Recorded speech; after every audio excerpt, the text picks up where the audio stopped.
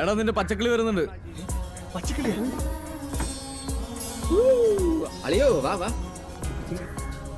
കുറച്ച് കാര്യങ്ങൾ പറയാനുണ്ട്. അത് പെട്ടെന്ന് ഞാൻ റീലില് തീർത്തിട്ട് പോവാം. അപ്പം ടൈം വേസ്റ്റ് ചെയ്യല്ലേ, വേഗം ചെന്ന് പറയൂ. ഇതുവരെ ഒരാളുടെ അടുത്ത് ഞാൻ പോയിട്ട് തൊപ്പി ഇങ്ങനെയാണ്, തൊപ്പി ഇന്നത് ചെയ്തു എന്ന് പറഞ്ഞ് ഞാൻ തെളിവ് കാണിക്കാനോ ഒരു പ്രശ്നത്തിന് ഞാൻ പോയിട്ടില്ല. നമുക്ക് പട്ടി ചോർക്കേണ്ട സമയം. ഞാൻ ഹേറ്റ് മൊത്തം എടുത്തു വാങ്ങി. ബിക്കോസ് ഐ ബിലീവ്ഡ് ഓക്കെ ഇതൊരു പോയിന്റ് കഴിഞ്ഞ് കഴിയുമായിരിക്കും, നിൽക്കുമായിരിക്കും എന്ന് പറഞ്ഞ് മിണ്ടാണ്ടിരുന്നു. പക്ഷേ ഇത് കുറെ ഉണ്ടല്ലോ.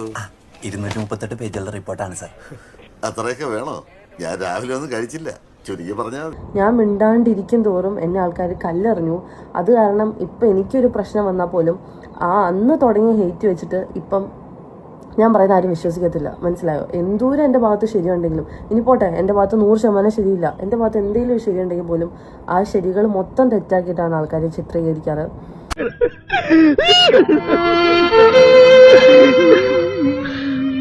സോ ഇത് അവിടെ നിന്ന് തുടങ്ങിയ ഹേറ്റാണ്. ആൻഡ് ഞാൻ ഇന്ന് ഹക്കീമിൻ്റെ സ്റ്റോറി ഉണ്ട് അബൌട്ട് ദിസ് ഗർഭം, പ്രഗ്നൻസി ഇഷ്യൂ എനിക്ക് അറിയുന്ന സംഭവം കൂടെയാണ്.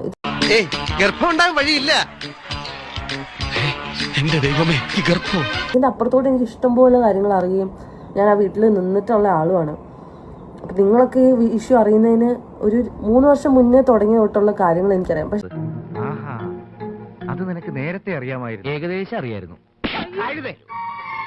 പക്ഷെ ഇത് ഇത്രയും സീരിയസ് ഇഷ്യൂ ആയി. ഇത് പെൺപിള്ളേരുടെ കേസും ഇത്രയും ഈ എനിക്കെന്താ പറയേണ്ടത് അറിയില്ല. ഈ പ്രഗ്നൻസിയും സംഭവങ്ങളൊക്കെ നമ്മുടെ കൈ നിൽക്കുന്ന ഇതിലോട്ട് പോയി, കൈ നിൽക്കാവുന്ന പറ്റാത്ത സാഹചര്യത്തിലോട്ട് പോയി. അപ്പം കുഴപ്പമായി തോന്നുന്നത്